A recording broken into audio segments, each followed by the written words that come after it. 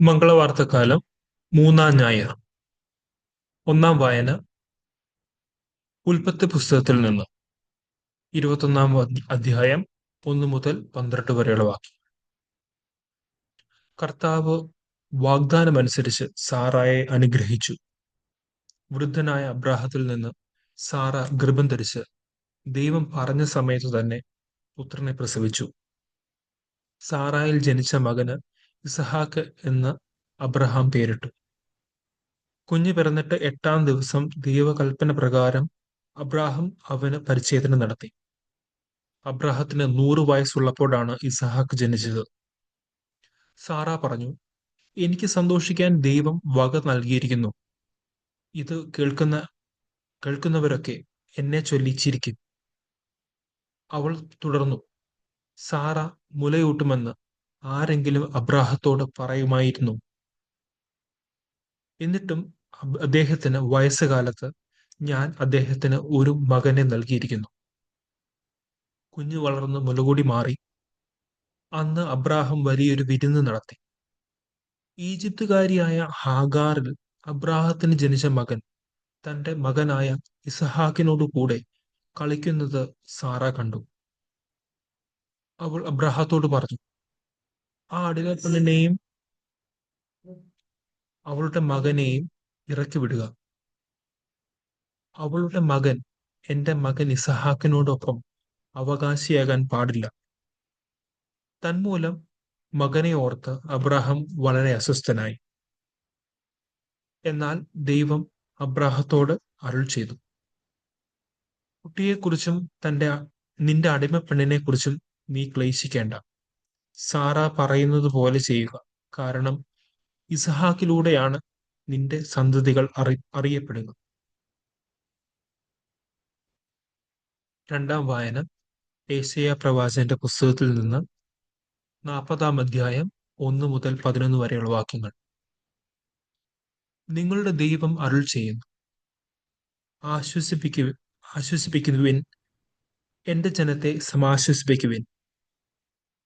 ജെറുസലേമിനോട് സൗമ്യമായി സംസാരിക്കുകയും അവളോട് പ്രഘോഷിക്കുകയും ചെയ്യുവിൻ. അവളുടെ അടിമത്തം അവസാനിച്ചു, തിന്മകൾ ക്ഷമിച്ചിരിക്കുന്നു. എല്ലാ പാപങ്ങൾക്കും കർത്താവിൽ നിന്ന് ഇരട്ടി ശിക്ഷയും ലഭിച്ചിരിക്കുന്നു. ഒരു സ്വരം ഉയർന്നു, മരുഭൂമിയിൽ കർത്താവിന് വഴിയൊരുക്കുവിൻ, വിജന പ്രദേശത്ത് നമ്മുടെ ദൈവത്തിന് വിശാല വീഥി ഒരുക്കുവിൻ. താഴ്വരകൾ നികത്തപ്പെടും, മലകളും കുന്നുകളും താഴ്ത്തപ്പെടും, കുന്നും കുഴിയുമായ സ്ഥലങ്ങൾ നിരപ്പാകും, ദുർഘട പ്രദേശങ്ങൾ സമതലമാകും. കർത്താവിന്റെ മഹത്വം വെളിപ്പെടും. മർത്യരെല്ലാവരും ഒരുമിച്ച് അത് ദർശിക്കും. കർത്താവാണ് ഇത് അരുൾ ചെയ്യുന്നത്. വീണ്ടും സ്വരമുയർന്നു, ഉദ്ഘോഷിക്കുക, ഞാൻ ആരാഞ്ഞു, ഞാൻ എന്ത് ഉദ്ഘോഷിക്കണം? ജഡം തൃണം മാത്രം, അതിന്റെ സൗന്ദര്യം വയലിലെ പുഷ്പം പോലെ ക്ഷണികവും. കർത്താവിന്റെ ശ്വാസം ഏൽക്കുമ്പോൾ പുല്ല് കരിയുകയും പുഷ്പം വാടിപ്പോവുകയും ചെയ്യും. മനുഷ്യൻ പുല്ല് മാത്രം. പുല്ല് കരിയുന്നു, പുഷ്പം വാടുന്നു. നമ്മുടെ ദൈവത്തിന്റെ വചനമാകട്ടെ എന്നേക്കും നിലനിൽക്കും.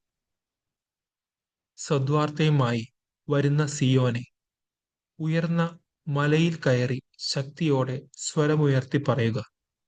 സദ്വാർത്തയുമായി വരുന്ന ജെറുസലേമേ, നിർഭയം വിളിച്ചു പറയുക. യൂദയായുടെ പട്ടണങ്ങളോട് പറയുക, ഇതാ നിങ്ങളുടെ ദൈവം, ഇതാ ദൈവമായ കർത്താവ് ശക്തിയോടെ വരുന്നു. അവിടുന്ന് കരബലത്താൽ ഭരണം നടത്തുന്നു. സമ്മാനം അവിടുത്തെ കയ്യിലുണ്ട്, പ്രതിഫലവും അവിടുത്തെ മുൻപിലുണ്ട്. ഇടയനെ പോലെ അവിടുന്ന് തന്റെ ആട്ടിൻകൂട്ടത്തെ മേയിക്കുന്നു. അവിടുന്ന് ആട്ടിൻകുട്ടികളെ കരങ്ങളിൽ ചേർത്ത് മാറോടണച്ച് തള്ളയാടുകളെ സാവധാനം നയിക്കുന്നു.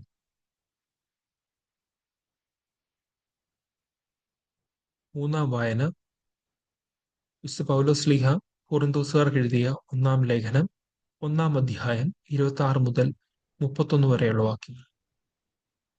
സഹോദരരെ, നിങ്ങൾക്ക് ലഭിച്ചിരിക്കുന്ന ദൈവവിളിയെപ്പറ്റി ചിന്തിക്കുവിൻ. ലൗകിക മാനദണ്ഡങ്ങൾ അനുസരിച്ച് നിങ്ങൾ നിങ്ങളിൽ നിങ്ങളിൽ ബുദ്ധിമാന്മാർ അധികമില്ല, ശക്തരും കുലീനരും അധികമില്ല. എങ്കിലും വിജ്ഞാനികളെ ലജ്ജിപ്പിക്കാൻ ലോകദൃഷ്ടിയിൽ ഭോഷന്മാരായവരെ ദൈവം തെരഞ്ഞെടുത്തു. ശക്തമായവയെ ലജ്ജിപ്പിക്കാൻ ലോകദൃഷ്ടിയിൽ അശക്തമായവയെയും. നിലവിലുള്ളവയെ നശിപ്പിക്കുവാൻ വേണ്ടി ലോകദൃഷ്ട്യാ നിസ്സാരങ്ങളായവയെയും അവഗണിക്കപ്പെട്ടവയെയും ഇല്ലായ്മയെ തന്നെയും ദൈവം തിരഞ്ഞെടുത്തു.